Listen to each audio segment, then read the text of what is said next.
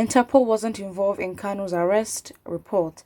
A report made by an online news platform, Sahara Reporters, indicates that the detained leader of IPOB, Nnamdi Kanu, was not arrested with the assistance of the international police, Interpol. Attorney General of the Federation and Minister of Justice Abubakar Malami on Tuesday, June 29, 2021, told Nigerians that Kanu was arrested through collaborative efforts of Nigerian intelligence and security services. Minister of Information and Culture Alhaji Lai Mohammed, while addressing newsmen on Thursday, the 1st of July 2021, confirmed the statement by Malami and expressed gratitude to sister international agencies that collaborated with the Nigerian security and intelligence agencies to pull off the classic operation. Classic operation. All right. President Buhari, in a statement through his special assistant on media and publicity, Malam Garba Shehu, said Kanu's arrest was effected through cross-border operation. The hints at international collaboration in Kanu's arrest led to claims that Interpol was involved, but Sahara Reporters quote a source privy to the alleged abduction of the IPOB leader in Kenya as saying the international police wasn't.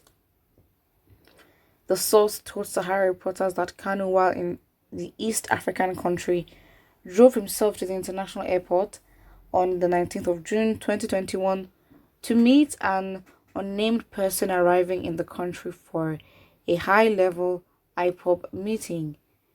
He was, however, waylaid at the underground parking lot at the airport and arrested. The source claimed that IPOB leader was taken to a house and brutalized for 8 days while the Nigerian authorities perfected how to forcefully relocate him to Nigeria. Kanu, according to a source, was traveling on a British passport, not a Nigerian one, and was taken out of Kenya without passing through immigration. The identity of the international collaborators that aided Kanu's arrest has to date remained shrouded in secrecy. The federal government has equally failed to disclose the country in which the IPOB leader was arrested. How does this make sense?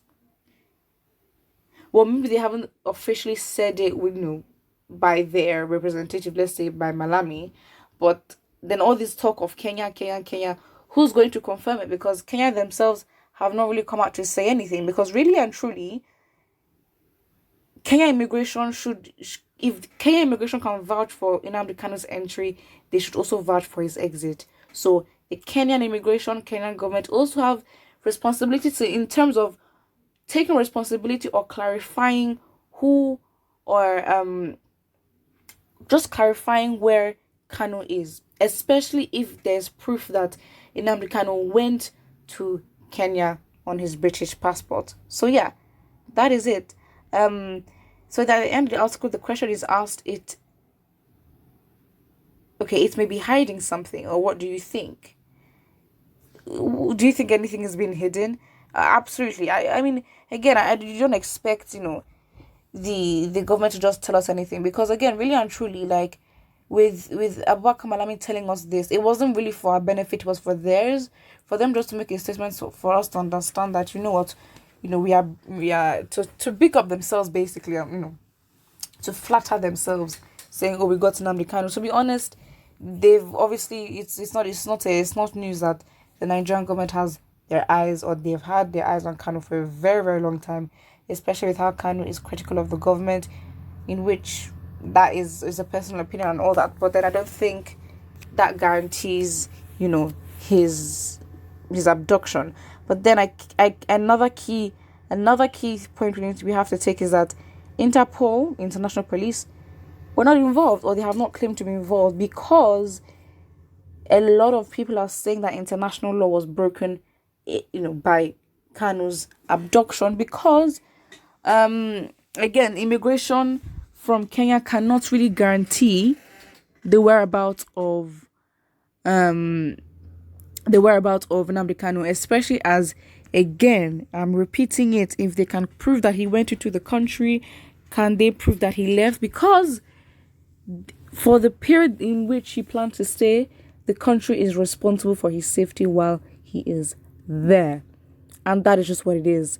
That is just what it is. So again, Interpol, I mean, when the news first came out, I think I'm not going to forget, there was the phrase international collaborative effort, meaning that there had to be an external force that, there was a factor in, ensuring Kanu's abduction, which was basically, it was reiterated in a lot of articles, and right now when a lot of articles are bringing out the same news, they don't really mention the international collaborative effort, which I saw in a lot of articles.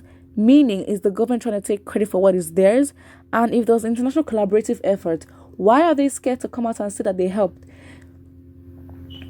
Because really and truly, if Nnamdi Kanu is some kind of terrorist or some kind of high profile, nuisance to the country, the way they make it seem, then does that mean, or does that then prove or justify, what's the word? Does that then solidify the rumors that international law must have been broken? Because there will be consequences. There actually will. Hopefully, sure. That's what we assume. Somebody here says, whether Interpol was involved or not, he has been arrested and he will answer his crime against humanity. Well, he can't, because he traveled to Kenya or wherever country on a British passport, if that can be proven. And again, it's a different thing if you can prove that Kanu by himself came into Nigeria, what flight he was on, the date and time. Listen, that has not been proven. So again, if you want to ignore it, fine, you can ignore it, but the wider world should not ignore it, because there should be consequences. That's it. Someone says, arrest is arrest. Arrest is not arrest, especially when you're on foreign land. Exactly. Nnamdi Kanu is a hero. And someone replies, of what? Of unknown gunmen. There is no point guessing when Nnamdi Kanu was abducted. He is alive to tell the public the country where he was adopted, so you should ask him. Well, he needs to be released first, in which that then brings seeds of doubt in a lot of Nigerians, because it's like, we don't trust the government, because listen, what we know, okay? Let's not even go into things that are alleged. What we know and what we understand is that Nnamdi Kanu is in custody of the Nigerian government, specifically the DSS. Therefore, as a result, consequently, in fact, so therefore, it means that they are responsible for his safety and his well-being. And if anything should happen, the government will be questioned. Put what you think about this in the comment section below. And do not forget to like and subscribe.